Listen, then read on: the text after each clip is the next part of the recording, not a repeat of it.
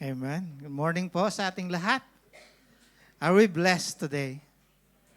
Amen. Sige po tayong lahat. Bago tayo mag-umpisa sa mensahe ng Panginoon this morning, sabay-sabay po nating i-recite yung ating Redeeming Grace Gate Community Church Vision. Sige pa, sabay-sabay po nating basahin. Redeeming Grace Gate Community Church is a Christ-like community where everyone is a minister of God's Word, providing a divinely comforting home with passionate, worshiping members, equipped and committed leaders, and with abundant resources reaching out people in the Philippines, in Qatar, and the rest of the world. Basahin din po natin ang ating teksto this morning in Matthew chapter 4, verse 4, na nabanggit po kanina. Sabi doon, man shall not live on bread alone, but on every word that comes from the mouth of God. The message of the Lord this morning is about spiritual food for nourishing the soul. Allow me to pray. Hallelujah. Heavenly Father, most gracious, merciful, and loving God, we adore you, we glorify and magnify your name, O God. And today, Lord, we just wanna thank you for the opportunity, Panginoon, na muli, Lord, nagkasama-sama kami upang ikaw ay bigyan ng kapurihan at maluwalhati ka, Panginoon, sa Espiritu at katotohanan. Lord, we come to you before the throne of your grace, Panginoon, asking your cleansings, Panginoon, asking your forgiveness, Panginoon. Ano man, Lord, ang mga bagay na nagawa namin na hindi kalugod-lugod sa iyo, Lord, itinataas po namin ito sa iyo, Lord. Linisin mo po kami at gawin mo kaming karapat-dapat, Lord, sa iyong presensya this morning, O God.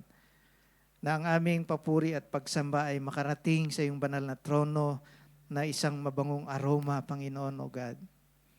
Na maluwalhati ka, Panginoon, at mabigyan ng parangal this day. Because today is your day, O God. This is the day that you have made, O God, na ikaw ay bigyan ng kapurihan at patuloy na maluwalhati sa Espiritu at katotohanan. Lord, prepare our hearts, Lord, na makikinig ng iyong mga salita. Nawa, Lord, ang iyong mga salita na ipiniprepare mo this morning ay magrema sa buhay ng bawat isa, Panginoon. Lord, hiling ko po, Ama, na alisin mo po anumang balakid, Panginoon. Anuman ang hindrance, Panginoon, na mapakinggan po namin ang iyong mensahe this morning, O God. At sinasansala po namin anumang gawa ng kaaway. In the mighty name of Jesus, lumayas ka sa lugar na ito sapagkat anumang gawa ng kaaway ay hindi karapat-dapat in this place, O God, because the Holy Spirit is hovering in this place and moving in this place, and the presence of God is in this place.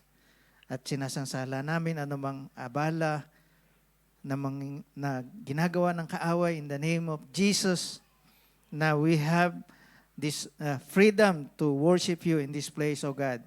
At ang iyong mga salita, Panginoon, ay mapupuno in this place, O God, at mapapakinggan ng aming mga kapatid, O God. Salamat, O Diyos, sa iyong presensya in our midst, O God. Hide me in the wings of your righteousness alone, O God, that you alone be glorified, your name be magnified in our midst, O God. And thank you for the lives of my brothers and sisters who come here today, O God, na makikinig ng iyong mga salita, Panginoon, O God. We thank you, Lord God, for today. We give you praises, honor, and glory in Jesus' name. Amen. Sige po, makaupo na po tayong lahat. Spiritual food for nourishing the soul. Just as the body needs physical food, the soul needs the words of God for spiritual nourishment. Sino yung mga nag-diet? Sino yung meron tayong, di ba, nung New Year, merong resolution, diet this year. Ano na nangyari sa diet? Over diet na. Ano nangyari sa ating mga plans? nasa tapos na yung mid-year. What happened sa ating mga plano? Before magpalit ng taon, no, meron tayong mga plano na gustong gawin sa ating physical na katawan. Gusto natin yung mga overweight, gustong magpababa ng timbang. Yung mga masarap kumain, gustong mag-diet. But how about nowadays? Kakatamad maglakad sa labas, no? Sobrang init. Nakakatamad magpunta sa gym. Papunta pa lang, papawisan na. Di ba kaya nga tayo pupunta sa gym para pawisan, no? Mag-exercise. Just as our physical body need to be nourished, ganon din yung ating spiritual na pamumuhay. Yung ating spiritual nourishment, dapat inaalagaan din natin. Ano ba yung craving natin pagdating sa sa ating physical na katawan? Yung sa mga lalaki, ano yung tawag doon? Six packet. Kami 6 abs eh. 6 tabs pala. Tabs. Taba. Sa mga babae, yung gusto yung may korte, no? Ano yung korte? Coca-Cola? Litro o yung litro ba o yung yung 8 ounce? Dami nating gustong gawin sa ating katawan. Marami tayong nakikita trending yung sa coffee shop, sa Samgyup, eat all you can, may 50% off, merong share a friend food na good for 4 or 6 or 8 mga promotion sa pagkain, which is talagang nakakainganyo. And for us, gusto nating i-treat yung sarili natin, no, para naman maiba naman. Hindi naman puro adobo sa bahay, prito, hindi naman puro sinigang. Maka-experience din tayo ng ibang putahe. Especially sa mga hotel, restaurant na nag-o-offer ng mga promotion. Ang dami nating gustong puntahan, no? Gusto nating pasyalan. Pag nagbakasyon, gusto natin may mga trending doon na Samgyup, eat all you can, buy one, take one, mag-shopping, mamasyal, punta sa dagat. All pleasure for physical body. Mid-year na, how about yung plan natin about nourishing the soul? Is anybody plan for that? Nagplano ba tayo para sa ating spiritual na nourishment? This morning, the Lord wants us to understand that the true life is sustained not only by physical food, but by the Word of God, which is nourishes, strengthens, and guides the soul. Kung paano natin inaalagaan ang ating katawan, dapat ganun din yung ating spiritual na pangangatawan. The Word of God is essential food for the soul. While physical food sustains the body, spiritual nourishment guides, strengthens, and supports us through life's challenges. Kaya minsan nakakaramdam tayo ng anxiety. Kaya minsan nakakaramdam tayo ng restlessness. Minsan nakakaramdam tayo ng yung takot.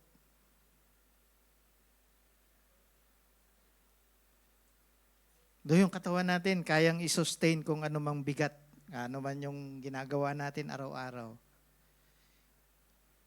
Physical, mental, maganda yung katawan natin eh. But how about pagdating sa spiritual?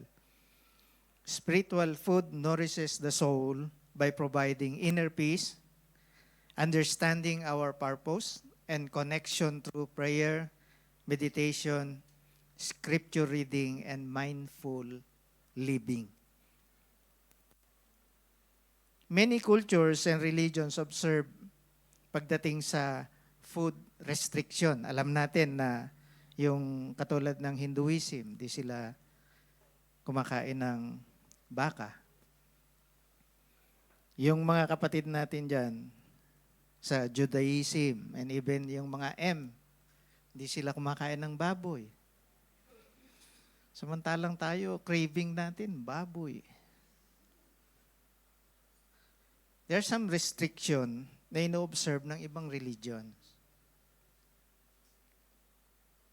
Food and spirituality are deeply connected. Hindi ito dapat hiwalay. Para yung ating espiritu ay laging matatag, malakas. So dumating man kung ano man yung ibinabato sa atin ng kaaway, kayang labanan ng ating pagdating sa spiritual battle, kaya ng ating espiritu, yung nananahan sa atin, na makipagsabayan. Kaya nga, kung yung ating physical na katawan ay nangangailangan ng nutritious food and regular exercise, ganun din sa ating spiritual health, requires intentional and consistent nourishment. Kung sa physical na katawan, pagka nakain mo na kung ano yung craving ng physical body mo, solve ka na. Okay ka na. And meron kang limitasyon. Pero pagdating sa spiritual nourishment, hanggat pinapakain mo ang iyong espiritu, lumalakas at tumatatag. Nagiging healthy. So ano man ang dumating sa iyong buhay, hindi ka matitinag. Kasi pag-balance ang nourishment ng physical at spiritual mo, magiging matatag ka. Lagi kang babad sa presensya ng Diyos.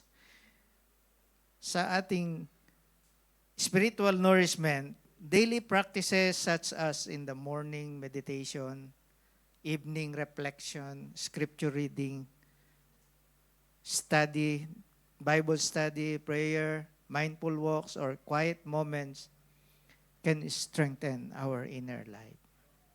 Minsan kasi masyado tayong focus sa ating physical na katawan. Remember, this body is temporal. Dapat mas focus tayo doon sa eternal. Spiritual food comes from many sources. It's nourishing a different part of our inner life. Kaya nga this morning, lahat tayo nakaka-experience ng spiritual hunger. So as the body, meron din siyang physical hunger.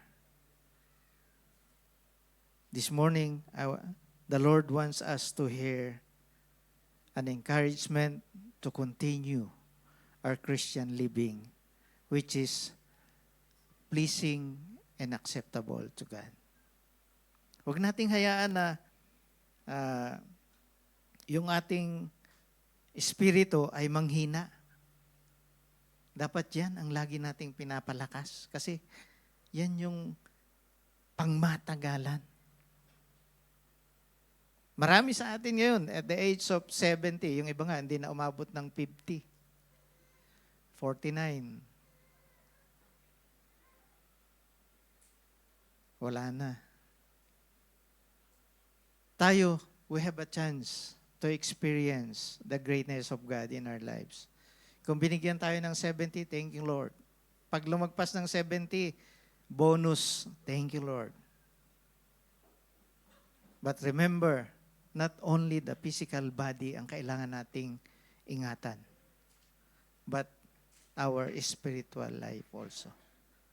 Na dapat inonourish natin. Hindi natin pinapabayaan.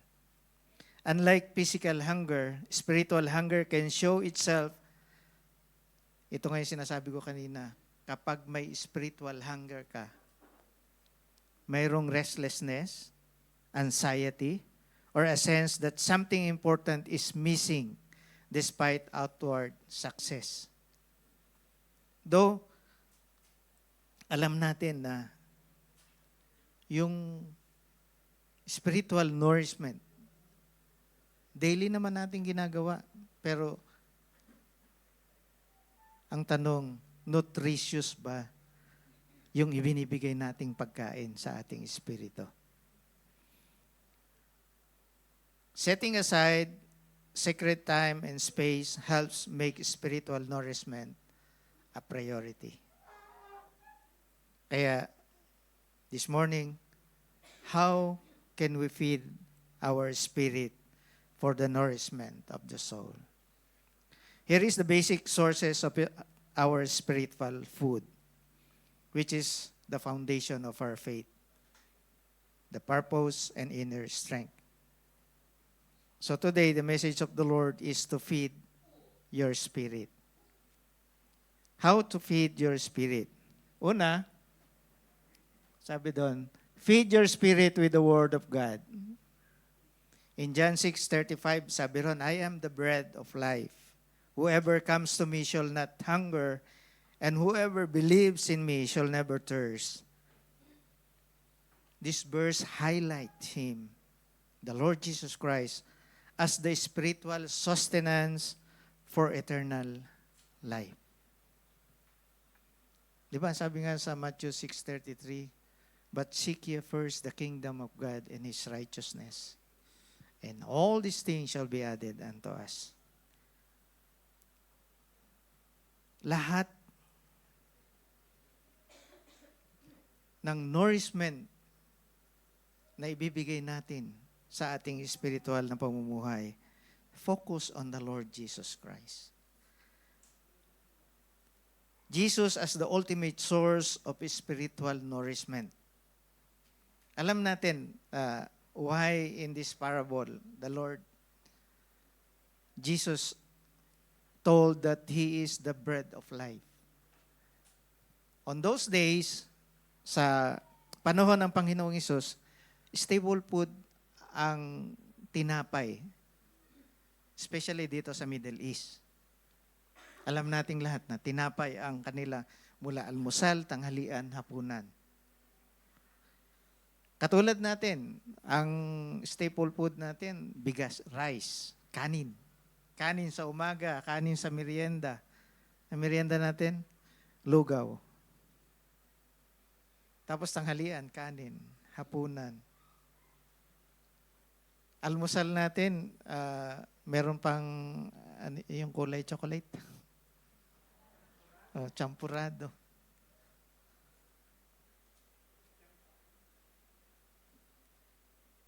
Tayo mga Pilipino, buhay tayo sa kanin. Sila dito sa Middle East, buhay sila sa tinapay.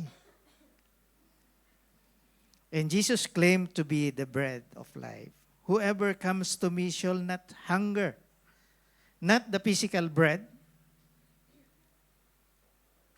but the bread of life the Lord Jesus is offering that sustain and nourish our spiritual life. Sabi ng Panginoong Hesus, hindi ka na magugutom kung ang Panginoong Hesus ay nasa iyo. Paano natin mapapakain ang ating espiritu? Sa pamamagitan ng Panginoong Hesus. Ang Panginoong Hesus, ang sabi, di ba? In the beginning was the Word, and the Word was with God. So, yung salita, yun ang dapat nating pinag-aaralan. Kung sino ang Panginoong Hesus sa atin. To feed your spirit with the Word of God We have to read, basahin natin, read, study, and meditate daily. Joshua 1:8, sabi ron, keep this book of the law always on your lips.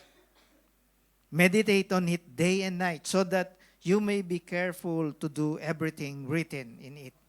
Then you will be prosperous and successful. Ang ganda ng promise ng Panginoon.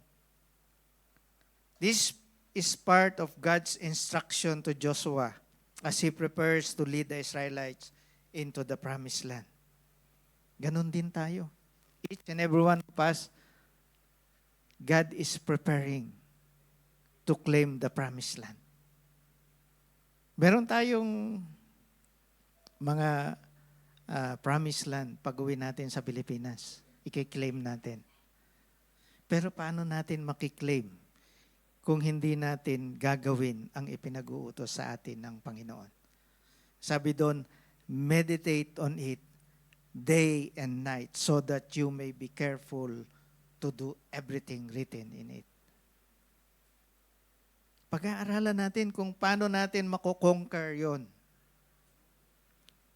So, to nourish our spiritual life, then we need to read, study, and meditate the Word of God daily. Sabi doon, read, study, and meditate. Hindi lang basa. Kailangan din nating pag-aralan, kailangan nating i-meditate. Reading, meditating, reflecting on this scripture helps the message of the Lord become part of our inner life. Like a balanced diet, spiritual nourishment may also include prayer, service, reflection, and creative expression depending on each person's needs. Consistency and intention are essential. Dapat intentional ang pagbabasa ng salita ng Diyos. Dapat intentional ang pag-aaral natin ng salita ng Diyos.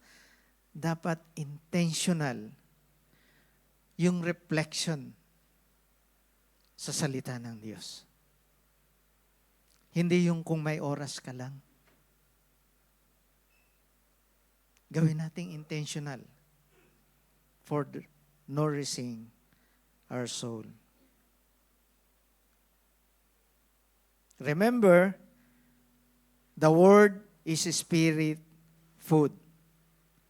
Remember, the Word is spirit food. Jeremiah 15:16, sabi ron, your words were found and I ate them. They were my joy and my heart's desire, for I bear your name, Lord God Almighty. This emphasized the nourishment and the joy that comes from God's words, highlighting their significance in the life of the believers. Tingnan natin si Jeremiah. Jeremiah's deep connection to God and the delight it brings to his heart. Kung paano, alam natin yung sitwasyon ni Jeremiah. Merong humahabol sa kanya. Nagtatago siya. But his delight is in the word of the Lord.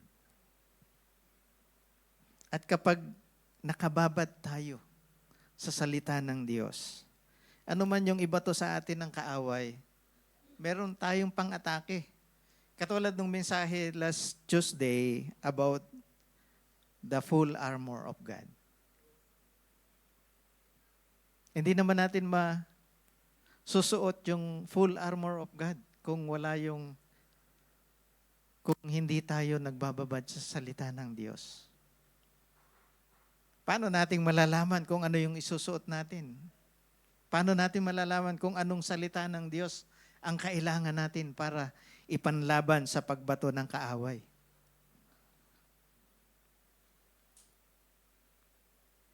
And when reading, studying, and meditating on the words of God, doon natin makikita yung satisfaction. Doon natin mararamdaman yung satisfaction na kailangan ng ating espiritu. Just like Jeremiah found in the Word of God. Sinabi doon sa binasa natin kanina. So, for us, ganun din. Kung intentional ang gagawin natin sa lahat, sa pagbibigay ng nourishment sa ating spiritual life, we will come to the point of satisfaction. You will never thirst nor hunger. You will be satisfied. He describes it as a food for the soul, bringing joy, strength, and reminder of belonging of God. Kaya minsan tayo nakakaramdam na parang hindi tayo, sa pakiramdam natin, parang hindi tayo dinidinig ni Lord. Kasi yung connection natin mahina, parang wifi. Uundap-undap. Hindi siya makakonect ng maganda because the lack of nourishing the soul. Kailangan natin, pakainin natin ang ating spirit. Feed your spirit through the Word of God. Pangalawa, feed your spirit through prayer and meditation. Jude 1:20, sabi ron, "But you, dear friends, by building yourselves up in your most holy faith and praying in the Holy Spirit." It encourages us to actively strengthen our faith and maintain a close relationship with God through prayer in the Holy Spirit. Tinawag tayong dear friends ng Panginoon. Emphasizing a personal and relational approach to our spiritual growth. Building yourselves up in your most holy faith suggests continual development and reinforcement of one's belief, not merely passive acceptance. After your salvation, after your being saved, ano na yung ginawa natin? Okay na ba yun? Save tayo? How about nourishing your soul? Kailangan natin. Una, the words of God. Pangalawa, through prayer. Kaya I invite you, every Tuesday, meron tayong prayer meeting dito. This is one step of nourishing our soul. Prayer. Attend kayo ng prayer. Huwag niyong kalimutan ang panalangin. Importante po ito. In the church, tinatawag natin itong the backbone of the church. Hindi tatayo ang isang church o hindi magiging matatag ang isang church kung walang panalangin. Bawat gawain hindi magiging matagumpay kung walang panalangin. So to us as a Christian, hindi tayo magiging connected sa Panginoon. Hindi tayo magkakaroon ng magandang relasyon sa Panginoon kung walang connection.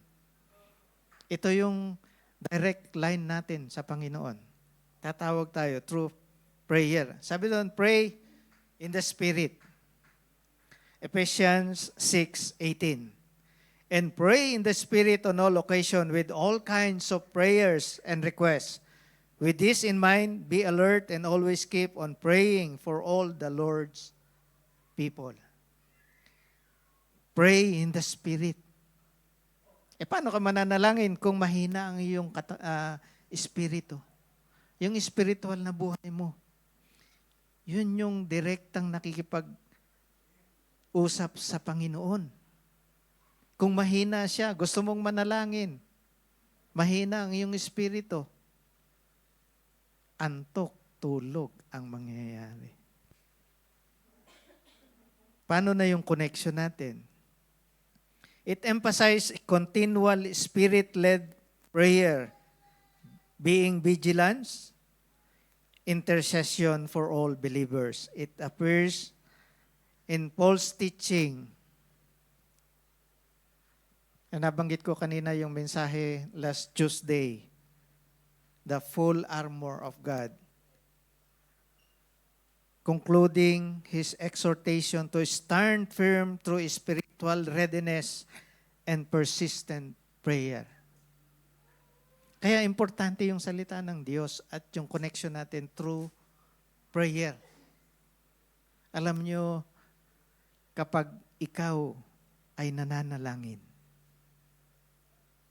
lalo na kung corporate prayer, thousands of angels is protecting us. The Lord is sending His, ano yung tawag doon sa battalions of angels to be with us kung tayo'y nananalangin. Minsan ang kaaway, gumagawa ng kaparaanan para hindi matuloy yung ating pananalangin. Inaabala tayo. Andyan yung binibigyan tayo ng kaisipan. Sobrang pagod ko, hindi ko na kaya. O, binibigyan tayo ng malamig na air-conditioned room. Minsan, nabubuksan natin yung television. Ang gaganda ng movies sa Netflix. Tinatamad na tayong manalangin. Minsan nakakalungkot, inaabot tayo ng 12 o'clock sa panonood. Yung iba, magdamag na nananalangin. Pagtulog, paghiga, nanalangin. Nakatulog. Paggising, amen. Nanalangin pala ako kagabi, nakalimutan kong mag-amen. Umaga na yung amen. Magdamag na nanalangin.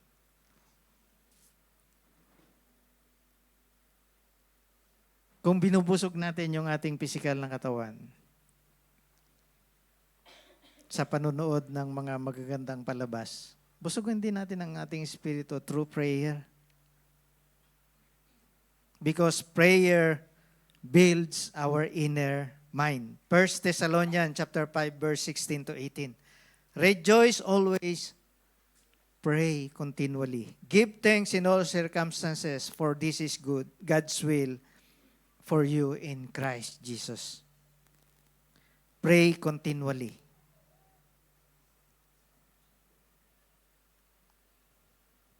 Ibig ba sabihin, mula umaga hanggang gabi, bago matulog, dire-diretso tayong manalangin? Hindi po ganun. Meron tayong trabaho, but there's a time you remember God.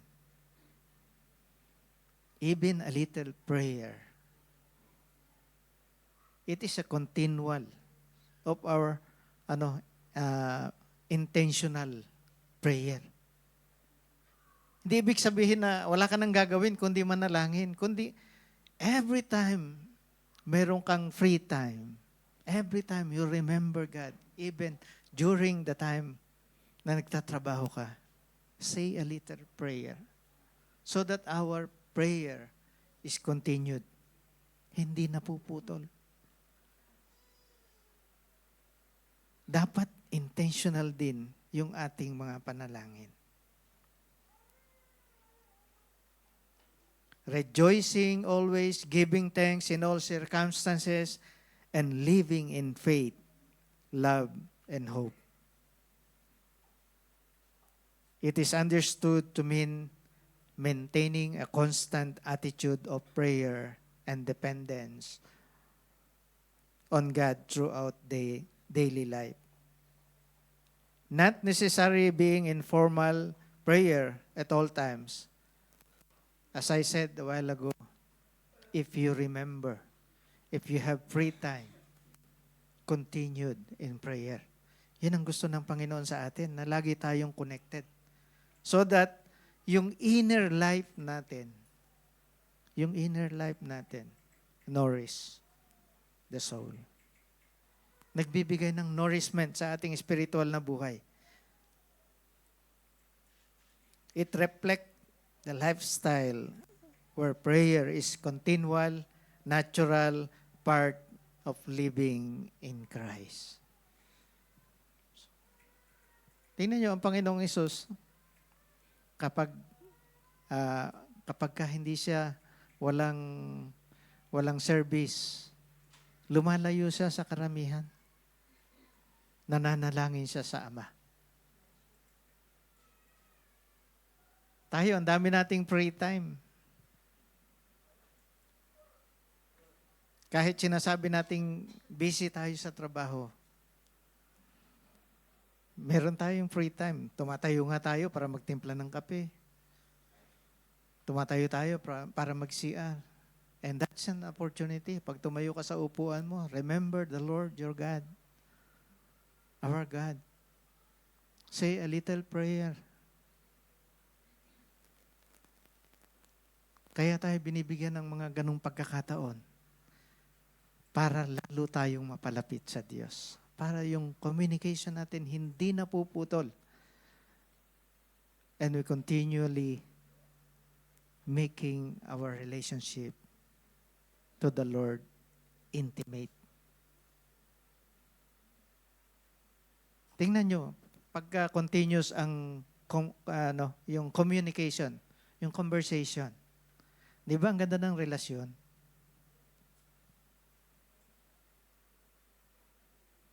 Tayo nga, pag naalala natin yung mahal natin sa buhay, tinitext natin. Ganon din si Lord. Mahal na mahal tayo ni Lord. Gusto niya naaalala din natin siya because the Lord is look upon us. He's watching us from a distance.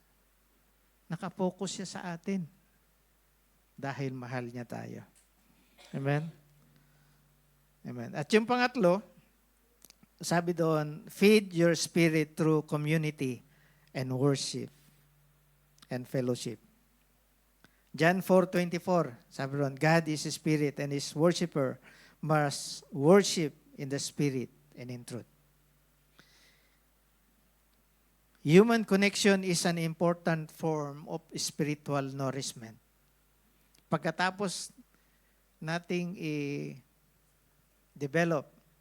o i-maintain yung ating spiritual nourishment connection to God, dapat meron din tayong horizontal connection with our fellow Christians.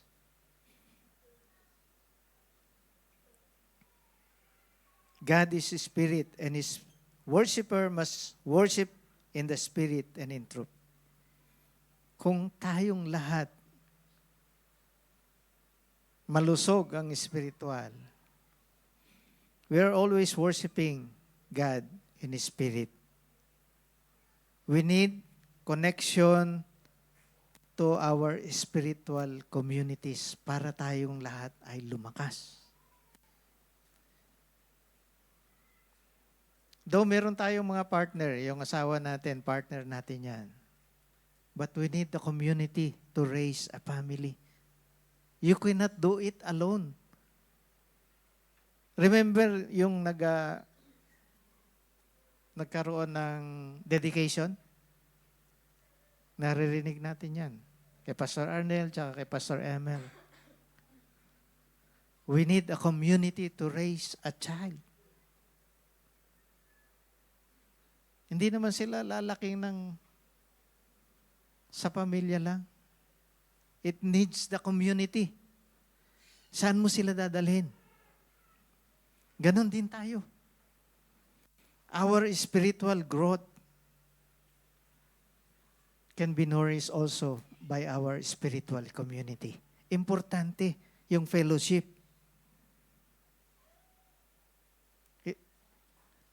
It emphasizes the importance of worshiping God through the Holy Spirit, that true worship transcends physical location and rituals, requiring a sincere, spiritually guided connection with God.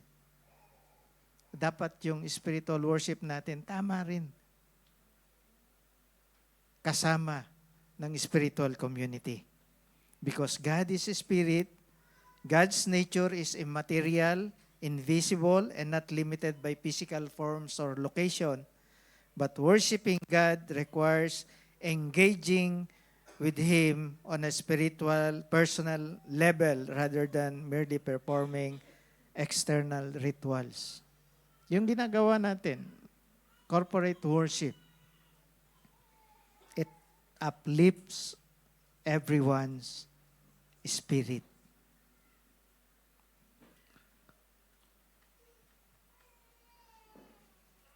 True worship is grounded in God's revealed word and the truth of Jesus Christ as the Messiah. It involves sincerity, honesty, and congruence between faith and practice. So, yung ating pagsamba, corporately, kinalulugdan ng Diyos.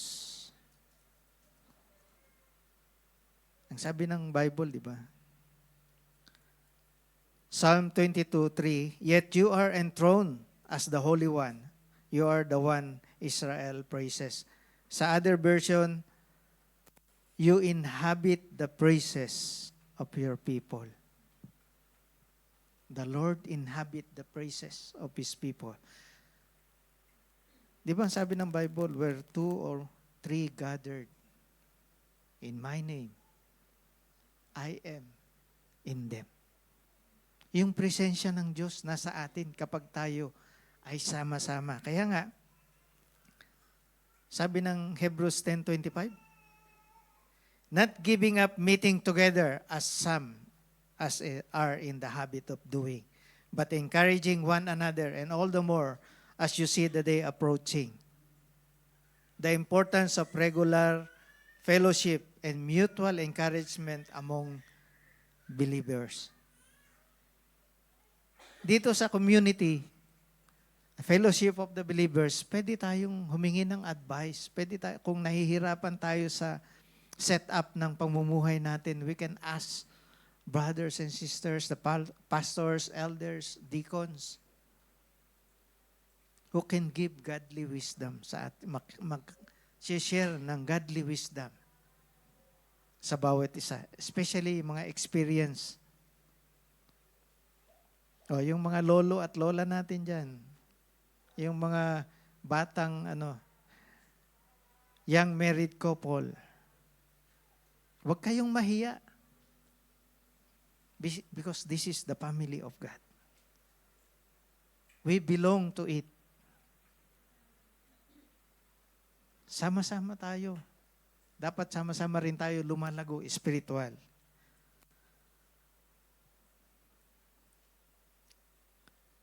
The fellowship is a regularly gathering with other believers, provide encouragement, accountability, and spiritual growth.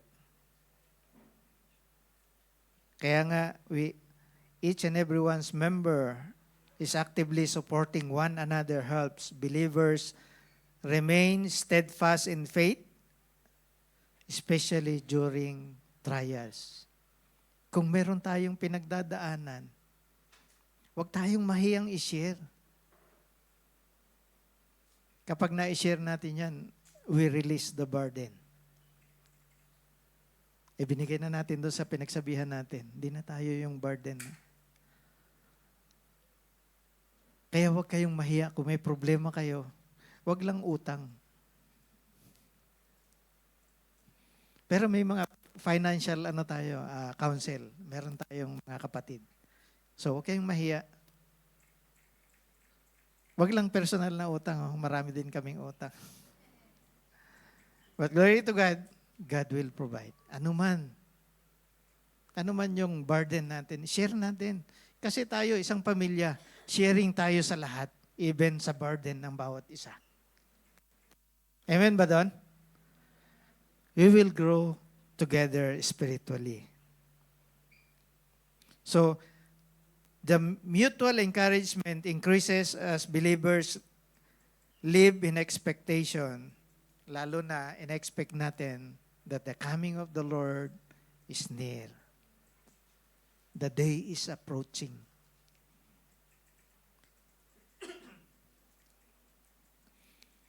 At importante po, sabi ng Proverbs, as iron sharpens iron, so one person sharpens another. kung paano tayo pinalalakas ng Panginoon. So as to us, as a believers, ganun din. Nakikita namin kayo dito sa church, mas lalo kami na-encourage. Nakikita namin na puno lagi yung mga upuan na yan. We are more encouraged to preach, to share the gospel.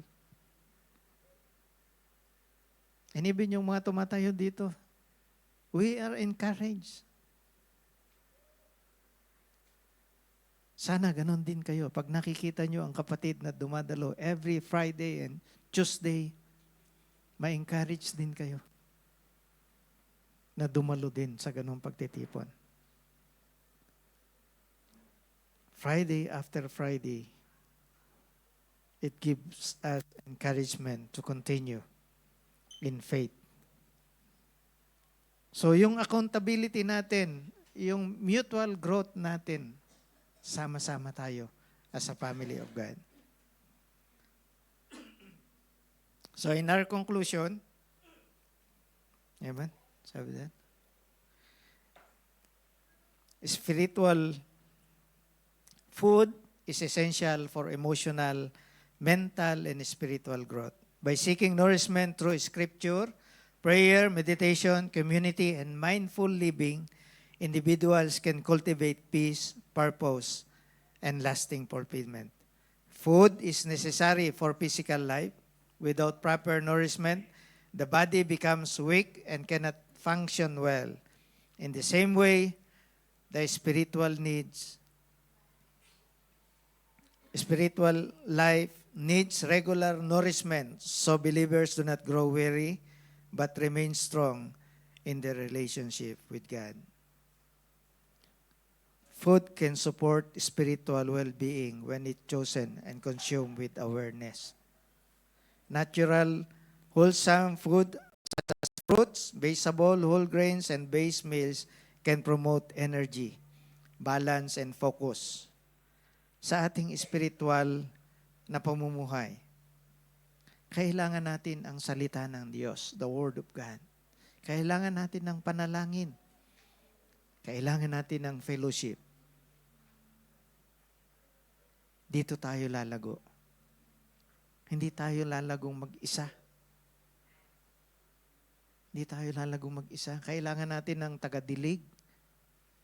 Kailangan natin ng tagapag-alaga. Kaya meron tayong fellowship. Tayo po tayong lahat.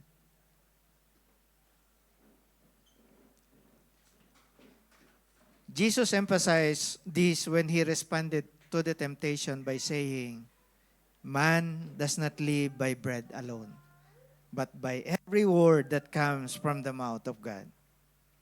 Because human beings are both physical and spiritual.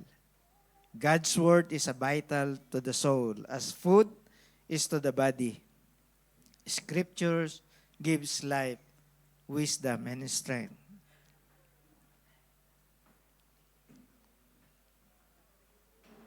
Gusto ba nating lumago yung ating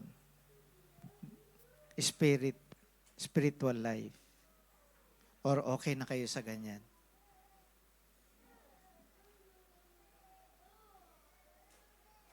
As we nourish our physical body,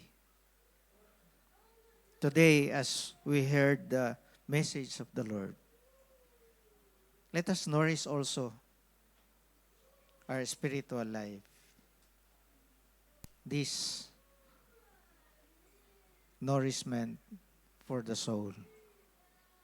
Today, the Lord reminds us that it is important to focus on eternal rather than temporal things here on earth. I want you to focus on our spiritual life, as we have done so many things about our physical body, our physical life.